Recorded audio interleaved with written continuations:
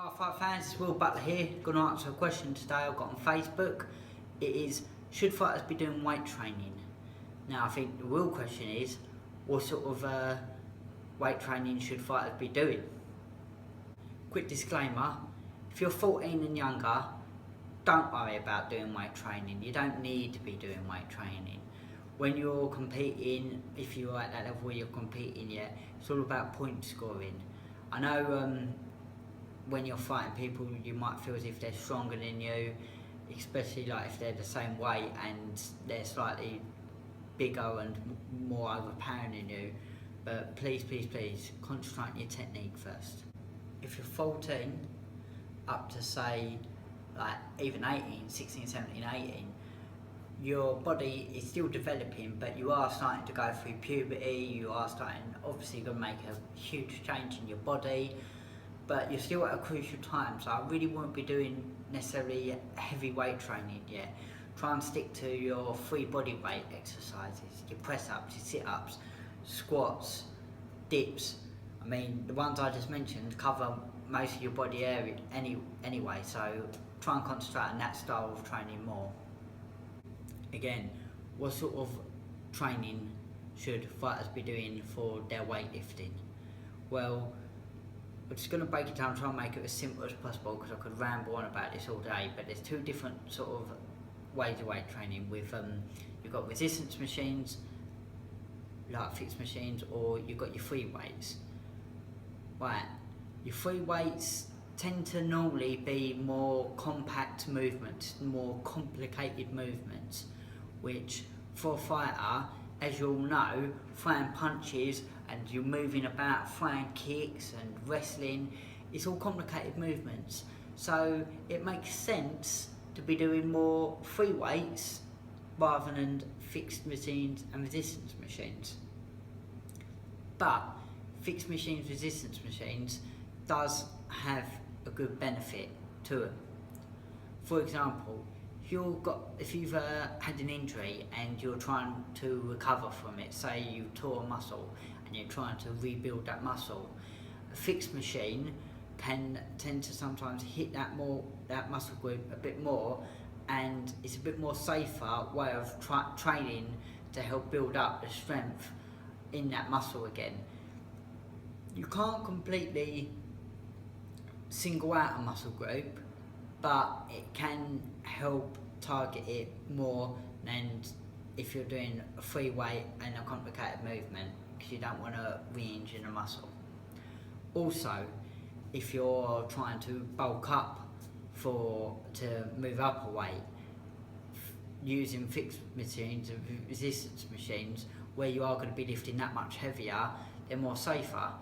For example, if you've got a seated bench press where you push forward, you've not got to have spotters, so you can train by yourself, so that's another benefit. Also, if you're trying to help fix a postural issue, for example, fighters often have their shoulders rounded forward where they're in this position all the time, protecting their chin, and if they're doing a lot of core workout, you're going to be slouched over because your core is pulling your torso down. So resistance training, to correct posture, you could be doing your first flies, cable flies to help bring and help correct your posture. Right, so we spoke about free weights, we spoke about resistance machines.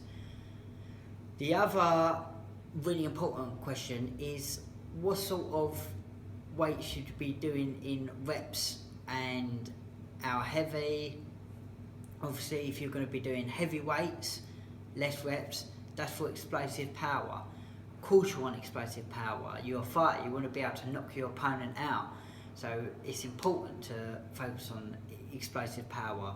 Like, for example, like your deadlifts, 100% try and get your deadlifts in at least, get your deadlifts in once a week. I won't say too much, but at least once a week. Also, you've got the other side of it, like I was saying, the more muscular endurance, so lower weights but more reps. Well, as you know, a fight lasts a certain period of time, so you've got to be able to train to last that period of time. It's no good having all this explosive power and gassing out in like first 30 seconds, because then you're just going to end up losing a fight. So really try and think about what you're doing when you're writing out your programs for like your training, like your strength and conditioning. Think about kind of what you're doing as for like your weight training. Also, there's so many other aspects of training what a fighter could be doing, which I think is just as important, or if not more important. There's flexibility training, there's hand-eye coordination, like motor skills training, there's the list goes on and on, like your cardiovascular, fartlek style training, HIIT training, high intensity training, and then you've got other training things like kinesthetic, like gymnastic style training, you've yoga training. Like I said, the list goes on and on and on. But I'm hoping to make videos covering most of them different areas of training, and maybe how a fighter can develop them areas of training for fighters. So if you like this video, if it's helped you at all or helped explain a little bit more about weight training for fighters, give it a thumbs up. Please subscribe to catch some other videos, and in the comment section below let us know about what sort of training you think fighters should be doing, what sort of weight training. I'll catch you all next time.